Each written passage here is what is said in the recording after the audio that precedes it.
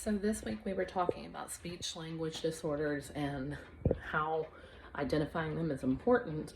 And one of the things that we sometimes forget about when we get into the grand scheme of things is the first part of any initial referral for any student with disabilities, be it speech, be it processing, be it any kind of language disorder or a learning disability, is that we have to refer them to a vision and hearing screener, because sometimes it is as simple as the student not being able to hear and have a hearing disorder that's affecting their language, because we know that hearing completely relates to language acquisition and the development of student articulation and speech.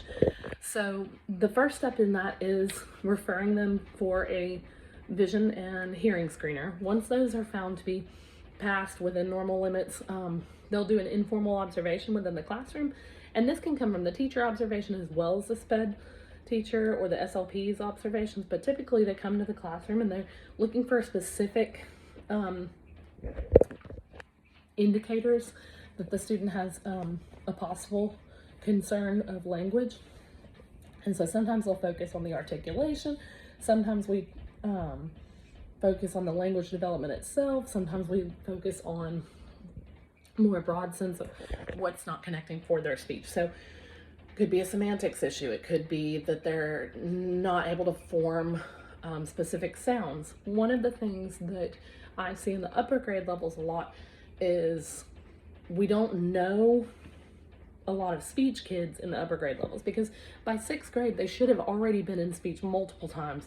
If in 6th grade they haven't received speech and they get to us and we can clearly pick up on a speech issue, sometimes we start to look at, is this more than a speech issue then? And especially in my school, I have a lot of Title I students and a lot of Spanish speaking students, because we live in a high traffic area. So a lot of our kids are from multiple countries and they move a lot. And so sometimes we are quick to assume that it is a language disability, and it could just be a communication disorder. It could just be communication issues in general from moving schools and speaking different languages and a processing delay. But the SLP will come in and they will observe the student. Then they go into a more formal processing and they'll take the physical test, like the oral written language scale, the Frisco test for articulation. They might take the preschool language scales depending on the age of the student. So they'll give them a more formal testing to identify the actual needs of the student. And from there, the student is found to have a speech disorder, then they begin to receive speech services. One of the issues that I see for kids with speech the most in my experience is a lack of timing. Finding time that a student, because a student that has speech is typically receiving services for something else as well.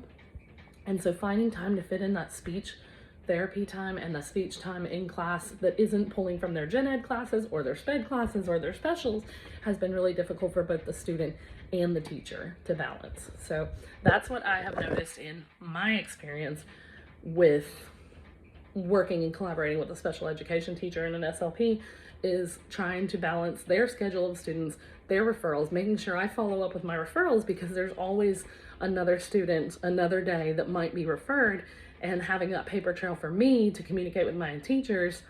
Hey, don't forget, I need you to come observe so-and-so by Wednesday because he's going to be out for X amount of days. So timing is a huge roadblock in all aspects of education, but specifically when dealing with special education and disorders and students with disabilities and speech disabilities, timing has seemed to be the most prevalent roadblock to me.